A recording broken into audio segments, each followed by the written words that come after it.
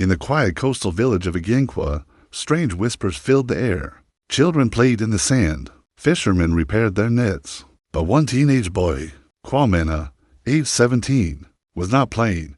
While others laughed, he stood alone behind his house, hammering wooden planks together.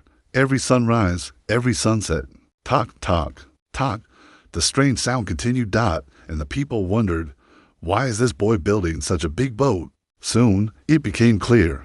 Kwamena had built something huge, a wooden structure taller than a coconut tree. Shaped like an ark, children gathered, wide-eyed. Adults came, laughing. Kwamena, what are you doing? Is it a playground? Are you starting a transport business? Kwamena wiped sweat from his forehead and said, a great flood is coming. I saw it. I heard a voice tell me. The crowd burst into laughter. Old men shook their heads. Women whispered, he is too young. Maybe he is confused. But still, Kwamena kept building. Every day, every night. One evening, the chief summoned him in the palace courtyard. Torches burned while the elders sat in a circle. Kwamena, the chief said, we respect your passion, but your message is causing fear in the village. Where did you hear about this flood? Kwamena looked down, gripping his shirt. I had a dream. The sea rose high, swallowing the land. A voice told me, prepare. Warn them. The elders exchanged worried looks. Dreams were common, but warnings of disaster? Dangerous. So the chief said calmly, dreams guide us, but we must not spread fear. Continue your work, but do not tell people the world will end.